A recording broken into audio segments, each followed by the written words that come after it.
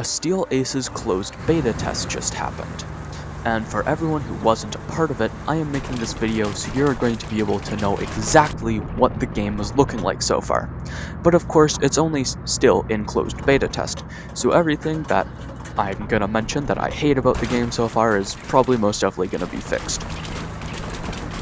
First of all, I just want to say that the physics feel quite a bit better in this test than they did in the last test. You get, the steering is much better, although it still does have bugs. The fast tanks, they drift way too much, which you're probably going to notice in some of the clips that I'm going to show. The fast tanks just drift all around. Slow tanks, like the mouse, sometimes the turning just feels like it does not work at all, and you just can't turn in slow tanks, which is annoying, but I'm sure it'll get better as the game progresses. In this clip that I'm showing you right now, I am playing the Russian heavy tank, the SMK.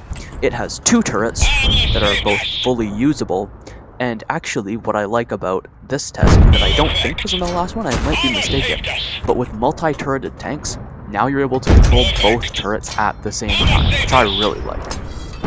And as you can see here, as I'm fighting this other SMK, the SMK has very strong armor. In fact, there is really only one possible weak point to penetrate it, and you can really only hit that if you're side-scraping. And the SMK, when it penetrates its shots, the fact that it can fire both turrets at the same time means that it can just absolutely wreck enemy vehicles in a very small amount of time. And it can be very fun to play if everything goes well, and I really enjoy it. And now, as I start firing at this other SMK again, I'm gonna start shooting at its weak point, because it starts to angle its hull. And the platform that the main turret is on, when you can actually shoot at the flat part of that rounded section, you can actually penetrate that, which is where I'm aiming at. It can be hard to hit, though.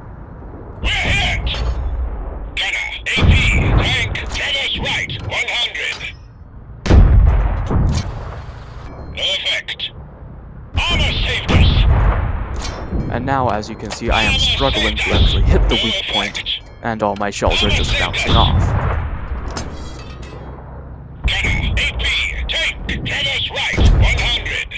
But eventually, I finish off the enemy SMK.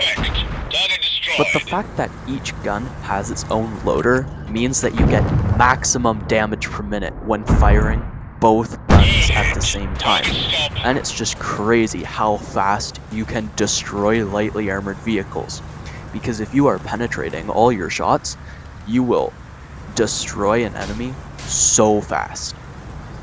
And in case you didn't see my last video on the Steel Aces closed beta test, not the mouse video, because that one was just pointless, but I'm just going to talk more about some stuff that I like about this game.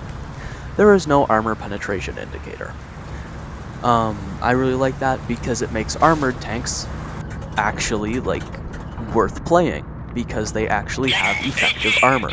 As you can see, I was blocking a lot of shots in that brawl.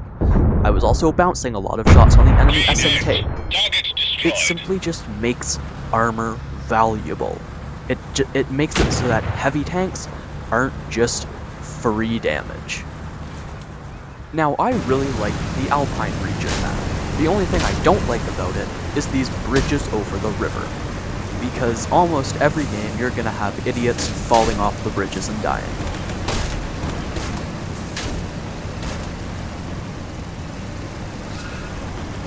And about the new physics, I believe that it allows more tanks to actually be able to climb on top of the mountain that is in the middle of this map. Because before, a lot of tanks, if you tried to go up the paths on the mountain, it would be too steep and your tank wouldn't be able to get up. But some of them were.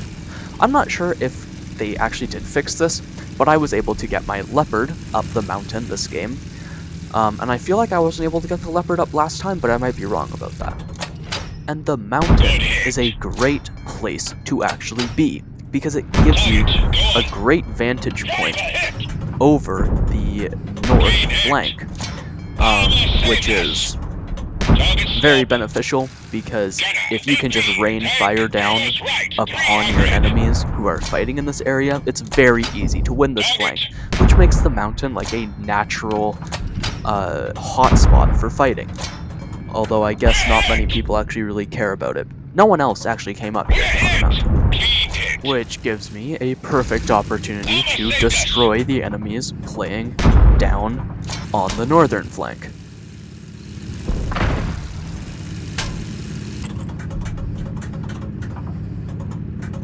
Ricochet.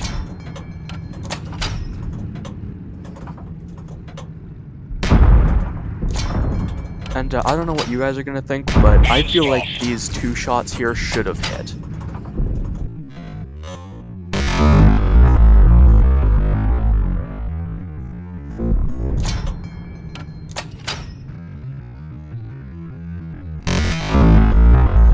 Or at least they should not have landed where they did land.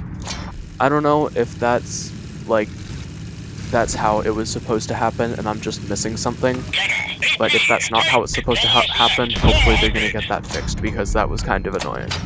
And here I noticed that the enemy started capturing our base, so I decided I would go and try to defend and push back their capture time so that our team could capture their base. I decided to load high explosive for the KV-1 because I figured I would not be able to penetrate it. And then we won! Yay! Also, for some reason, the Leopard has incredible survivability and just has really trollish armor for no reason at all, and I don't know why. Here's another example of idiots falling off bridges. I had heard after the last test that the ghost tanks were supposed to be fixed, but I guess they aren't because I encountered them again.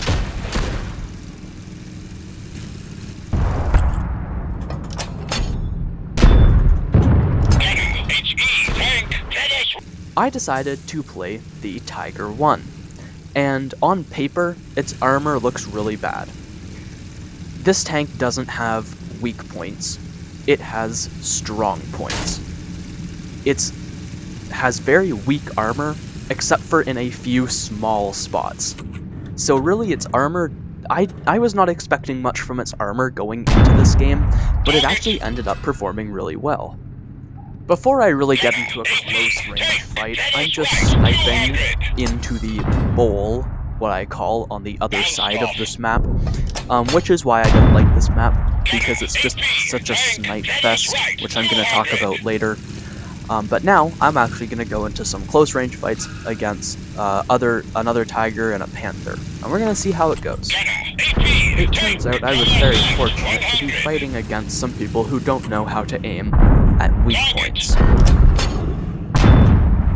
I ended up deciding to change my settings in the middle of that fight for some reason, which is how I ended up taking so much damage and ending up so far behind. Now I am gonna bestow the gift upon you of watching me destroy someone who really does not know how to aim a gun. Gunner, AP, tank, direct front, 300. Good hit. Gunner, AP, tank, 6 o'clock, 300. Target, go on. Good hit. Armor saved us. Target stop. We can now capture the enemy base. And then I figured I was about to die because there was also a Jagd Panther shooting at me, but apparently I was able to beat him too. Unfortunately though, this guy did know how to aim his gun. Abandoned vehicle! I am showing this battle just because it proves how much of a snipe fest this map is.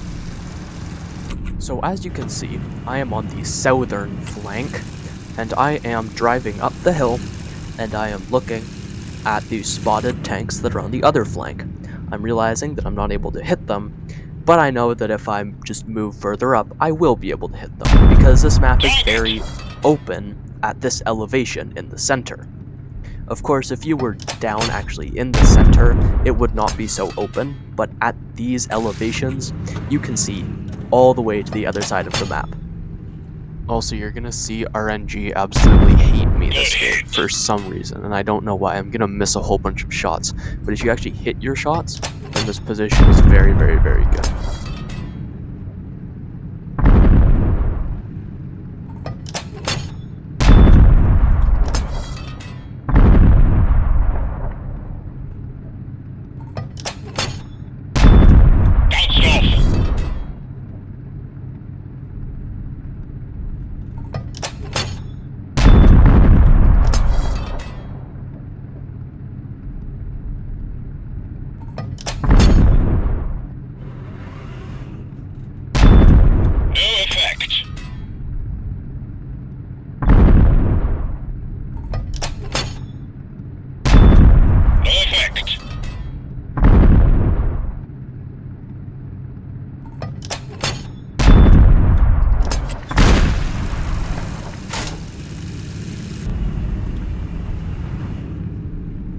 And as you can see in the current state of this game, it actually shows you if you hit blind shots or not.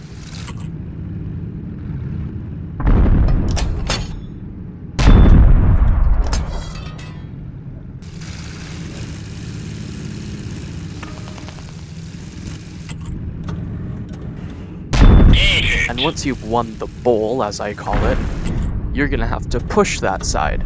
But it's very, very, very easy to defend against. As you can see, we are quickly destroying this Panther. Target stop.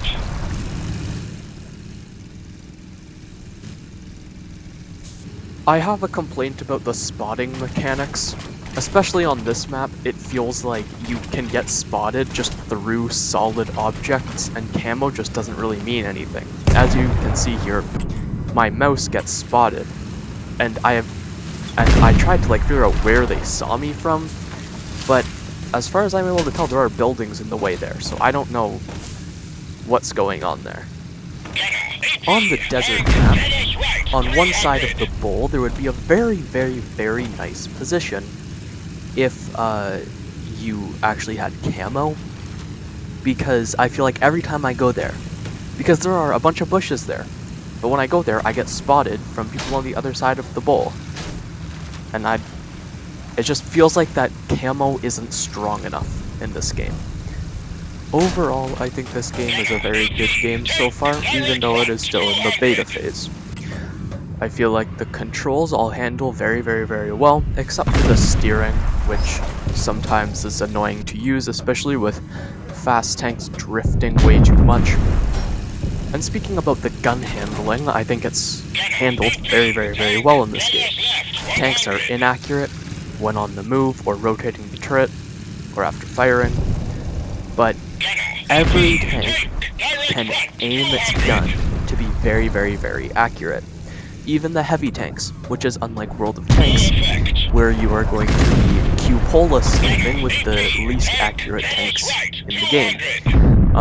But with the heavy tanks in this game, you can get them very, very, very accurate once you actually aim the shot, which is something I really like. Again, the fact that there's no armor penetration indicator that shows you exactly where to shoot to cause damage is something I really like, because it makes armor actually valuable. In my last video about an overview of the beta test, I did not talk about the upgrade shells very well, so I'm just going to talk about that a bit more. So they aren't premium shells. Instead of upgrading modules on your tanks, you are upgrading your shells. So when you upgrade your shells, you're going to unlock a shell that just increases penetration, or sometimes it's going to increase penetration but decrease damage. If it improves the penetration or the damage, there is always a trade-off, right? It's not just always going to be better in every single way.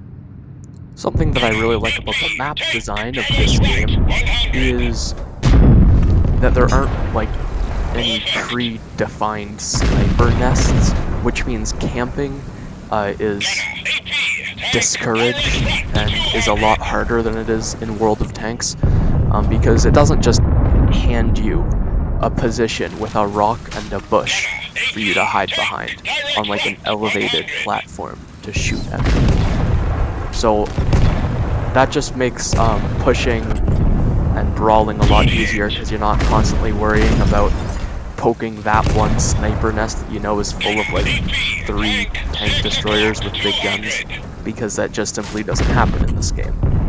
The exception would be the desert map, because that thing pretty much is just one big sniper nest.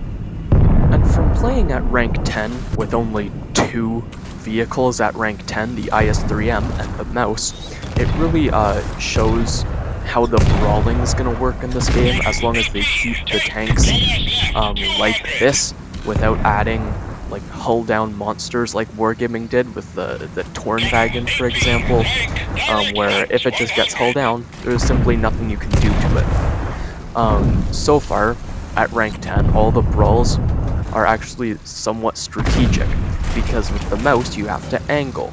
With the IS-3M you have to know when to poke and not get shot, because it's hard to bounce an IS-3M. The gameplay is just fun, and there's no pay to win, especially not in a closed beta where everyone has access to everything in the game. It's just fun. So hopefully Steel Aces is going to be able to keep it like that, without adding any pay to win, without adding any loot boxes, despite what that one video I made says, and hopefully they're gonna add some of my other ideas, because I think I came up with some good ideas. If you want to know more about my good ideas, you can watch this video that's on the screen right now. So thank you for watching. Subscribe, or else I don't like you. Even if you like the video, if you're not subscribed, I don't like you. So subscribe. Do it!